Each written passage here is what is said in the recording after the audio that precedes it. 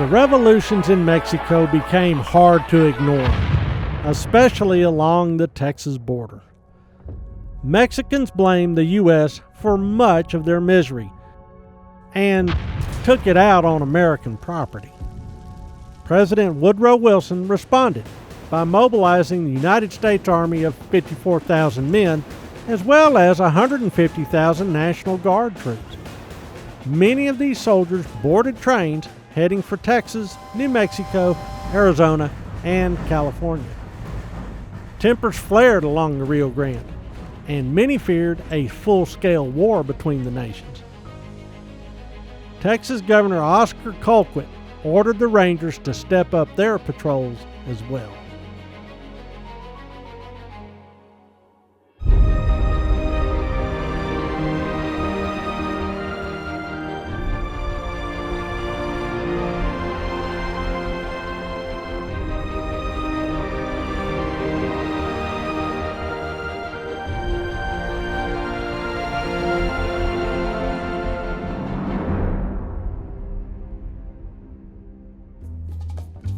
Venustiano Carranza, Wilson's favorite revolutionary, was ready to finish the job. Pancho Villa remained a favorite with the American public, but not with Carranza. The leader of the revolution tried to sideline Villa by sending him on useless expeditions far from the center of the conflict. Instead, Villa ignored his commander and led his Division of the North on a lightning campaign through central Mexico, driving the Federales before him.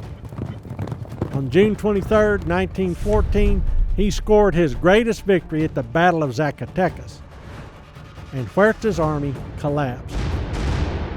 On July 15th, facing American Marines in Veracruz, Emiliano Zapata and his army closing in from the south, Villa heading toward Mexico City from the north, and Alvaro Obregón moving down the west coast, Huerta fled aboard a German merchant ship. His caretaker government looked for a settlement with Carranza and the Constitutionalists. Meanwhile, Obregón entered the national capital on August 15, 1914, and the Federal Army, Los Federales, disbanded. The revolution, so it seemed, was finally over. The timing seemed perfect.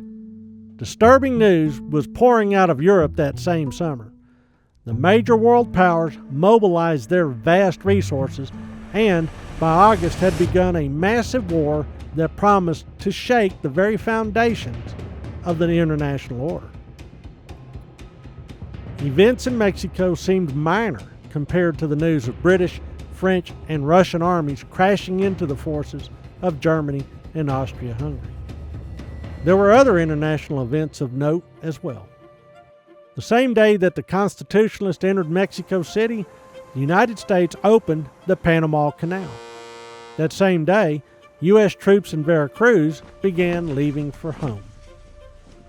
As Carranza took charge of Mexico, he ordered Zapata and Villa to disband their veteran armies. The two generals hesitated. Carranza sent Obregón to meet with Villa in Chihuahua. After a tense negotiation, the two generals decided that Carranza should serve as the interim president, but only until national elections could occur. Carranza would then step down. Zapata was less cooperative. He still insisted on the radical transformation of Mexico, which Carranza opposed. So, Zapata restarted the revolution. Then Mexico fell apart. Villa, who hated Carranza, decided he would lend a hand.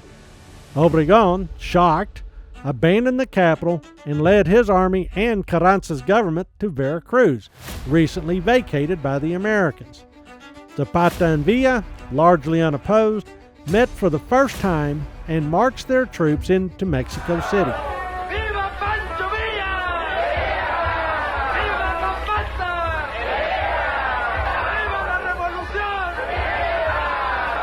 Together, the two men commanded 60,000 rebels.